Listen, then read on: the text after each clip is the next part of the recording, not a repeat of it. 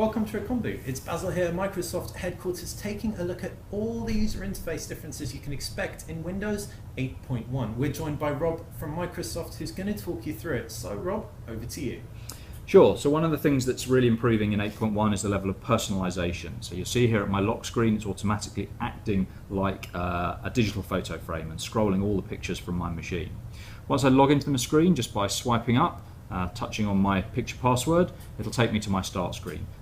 So here we are at my start screen, and you'll see straight away I've got new tile sizes. I've got these giant tiles and the smaller tiles to allow you to get more apps on the start screen at one go. We've also changed the way that apps install, so now nothing installs to the start screen by default, so we don't fill up your start screen. Okay. If you want to access all apps, you can just simply swipe up and it shows you everything, and I can change the way that I view those. I can view it by category, by name, so I can really find my apps easier, and from here I would select what I want to appear on my start screen. Brilliant. So I just swipe down and there we are back at my start screen, and I can change the size of tiles and the way that this is laid out really simply. So I press and hold, similar to a Windows Phone, and from there I can select multiple tiles, and you can see that I've got a resize option that allows me to select any one of the 4 new tile sizes really simply. And similarly, if I want to start moving things around, once I've got multiple tiles selected, I can drag them and you'll see it shows me that I've got 3 tiles and I can move those all. And similarly, I can rename my groups as well. So much easier to personalize. Definitely. It looks really intuitive. Aside from the interface differences we've seen so far, on the desktop, is there a start button now that we can take a look at? Yeah, so if we launch the desktop here, then it should be familiar. You'll see that the start button's reappeared. When you press the start button, that will take you back to the start screen, which we still think is the fastest way to launch applications.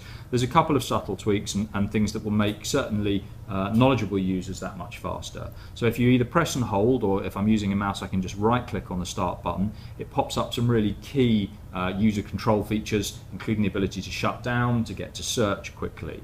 And you can also now set the thing, if I right click on my taskbar and change the properties of that, I can set Windows to boot straight to the desktop with the options here. Okay. And there's a very last subtle UI change that allows me to show the same background as my Windows desktop to my start screen. So if I show you that, what you'll see is it now appears that when I press the start button, it looks like your tiles are just popping up over the desktop. Brilliant. And that makes the system seem that much more comprehensive.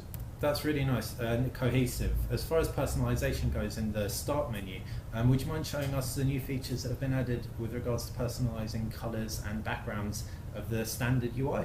Yeah, so if I'm in the start screen, then I've still got the ability to personalize. I can actually change the tile density so that I can again just have much more available to me. Nice. And if I just go back on that, on the personalization, I've now got almost infinite colors and backgrounds so that I can really tailor the system as I like. That's phenomenal. So it's going to appease hardcore Windows 7 fans and still add something new, something innovative at the same time. Thank you so much, Rob.